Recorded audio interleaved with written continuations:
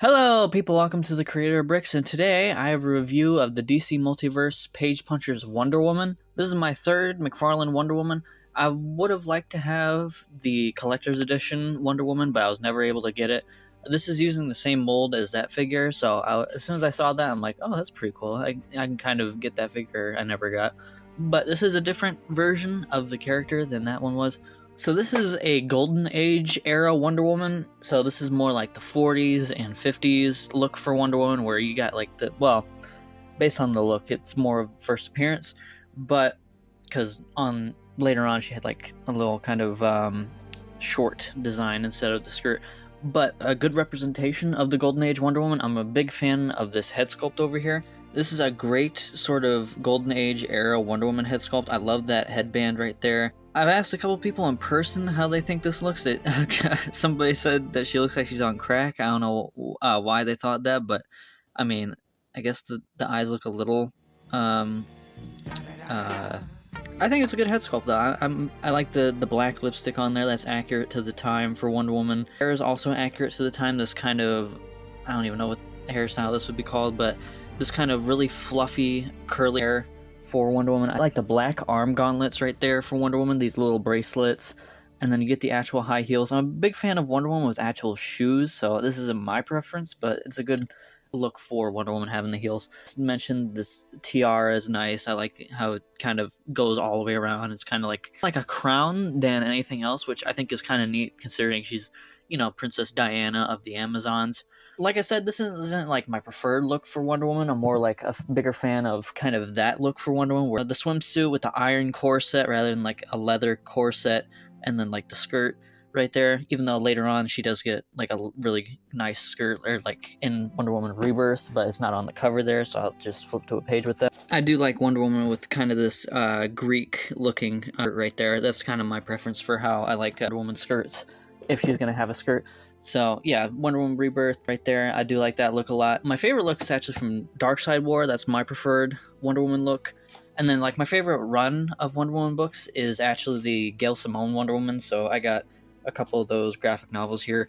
So we got like Who is Wonder Woman right here. That's a good one. That's the start of the run. Wonder Woman The Circle right there. That's a good book too. And then Wonder Woman Rise of the Olympian. Between The Circle and Rise of the Olympian, those are my favorite books in that run for Gail Simone Wonder Woman. Yeah, those are just some Wonder Woman books that I like, that I own. Some criticisms I have for the figure are, I'll get to one of them in articulation, and then the other one I have is here. So she doesn't come included with a lasso at all, which, is kind of dumb for a Wonder Woman not to come with the lasso of truth. So I gave her just the one from the Shazam Fury of the Gods figure.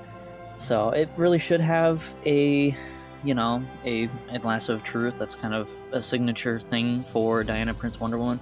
But we do get a couple of hands which are reused from the other Wonder Woman figure I mentioned earlier, which are these open hands. They've also been used on Power Girl, Hawk Girl, and whoever essentially uses this body, because it's been reused for a couple characters, and then a couple fists right here.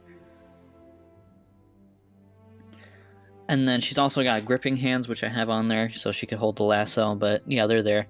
They've also got trigger fingers for some reason, but, I don't mind that. If I really want to, I could put like this little loop thing in there to make use of the gripping hand. But I've always been a huge fan of these kind of Golden Age flavor characters. I have a whole JSA shelf, and I'll pair her to a couple of those characters in a minute. But I suppose the next order of business, one of my other criticism, which is the articulation for certain things. For the head, you only get this much up, which is kind of, it's not very good. And then down, you get a good amount, but this is a thing with the hair. She does have a nice red earring, though. That's nice. That's a nice little detail they threw in there.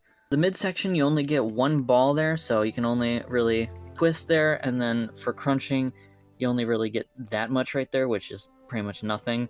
And then backwards, you get a good amount, but it really should be more backwards. But then again, it is a corset, so yeah, you win some, you lose some with the corset thing. But this is a leather corset. I would think you'd be able to move a little bit better than the iron corset. But anyway, it does look nice though, aesthetically, having the one piece right there. So you take the good with the bad there. And then another criticism I had is this butterfly doesn't move as much as I'd want it to. So if you wanted to get into one of those classic kind of Wonder Woman poses like this, I would want the art. Well, actually, I hit it perfectly right there. Well, that makes one of my criticisms null and void, doesn't it? I shouldn't have said that. I should not have said that. I shouldn't have said that. But what I was gonna say is, I wish they moved in closer. Well, I guess I can. Well, that makes me look stupid.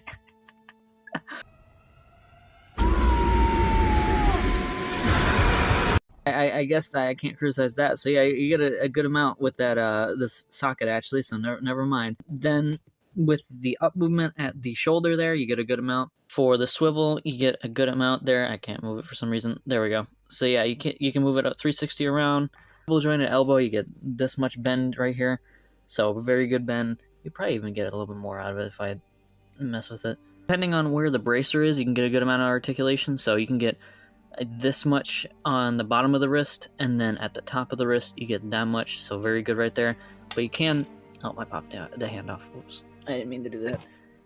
But you can cover up the ball if you don't like the ball, how the ball looks, so that's a neat little thing because it's just a loose piece, so you can just move it up and down however you want.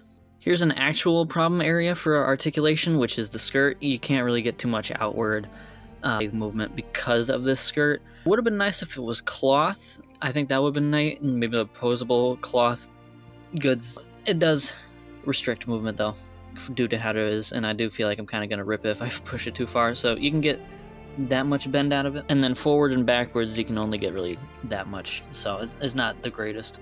And then when we get to the knees, we get this much knee. For the foot, we get a decent amount. Also, we got some great leather sculpting there. It looks great. Goes up this much, which is pretty pathetic, and then back is pretty good. So what is that? Let's see how many clicks that is. 1, 2, 3, 4, 5. You get 5 clicks out of that, but the upward clicks are very limited. Also, no toe articulation. So the articulation on this is pretty mixed. Some parts are great, like the arms and legs, but then you have weaker areas, like pretty much this whole section right here. Just pretty much the whole torso is pretty weak with how the articulation is from the skirt upwards, including the head. So the limbs are good, but the torso is not. So, you know, kind of a mixed bag articulation wise. So, you know, take that for what you will. Here she is next to some of her Golden Age peers. So we have first appearance Batman and the Max Fleischer Superman.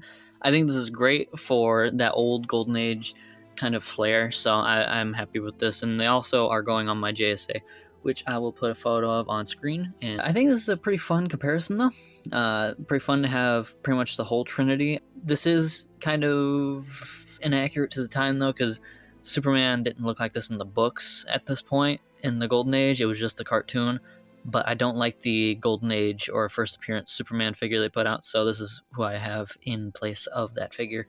These two are great though. These are good figures, the first appearance Batman and the early kind of Golden Age Wonder Woman. So yeah, here she is next to some other Wonder Woman figures. So we have the Shazam Fury of the Gods Wonder Woman and the Todd McFarlane Wonder Woman, and then we got the Golden Age one. So I've always wanted to make a Wonder Woman based shelf for my collection, but I've never been able to because we don't have any Wonder Woman villains besides like Batman as Ares, but that's not a real Wonder Woman villain. So yeah, I've always wanted to do that, but yeah, these are the 3 that I have. I wish I had the collector's edition, but I'm not paying $120 plus for that figure. So yeah, these are the 3 I got. The CEU one is closest to what I want for Wonder Woman so far, besides the new Godzilla versus Wonder Woman figure. That's gonna be the replacement for this if I can get it. One thing I did forget to show off was her card, which, you know, here it is, which is more accurate to the figure with the skirt. So yeah, it's pretty cool. So my final thoughts on this figure are she's a good representation, but she's not gonna be one that you're gonna be posing around a lot. I would give her like a 7 out of 10.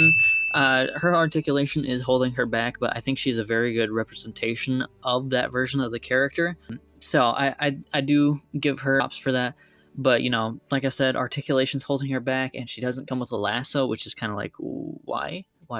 It's like a little cheap accessory you could have thrown in there. I'm sure it's not that expensive to throw a little yellow piece of string in the box somewhere. So I don't know why that's not included, and that's one of Wonder Woman's most vital accessories. But you can give her some accessories from other Wonder Woman figures if you want to. If you give her like the active lasso from the kind of the DCEU Wonder Woman's, and then kind of the sword from Peacemaker, I think it looks pretty cool because it's got the dove on there if it's like the bird motif of Wonder Woman. But yeah, I think this is a good way to display her. This is not how I'm going to pose her though on the shelf. I have a different way I have her on the shelf with my JSA. But you know, I think this is a good figure though. Not a bad one, just not a super one. Well, I think the pricing on this is a little sketch. You're paying $27 for essentially a $20 figure, what used to be $20, and then you're paying the extra $6 for a comic book. Well, $7 for the extra comic books. It's kind of a little sketchy for the pricing right now, but it is what it is. Should have had the lasso. Yeah, the pricing's a little sketch, but you know, 7 out of 10 still. So yeah, that's my thoughts on this figure. I like the figure. Some other aspects of it hold it back to where I can't give it a higher, but I do like this figure a lot. I think the sculpting is very good.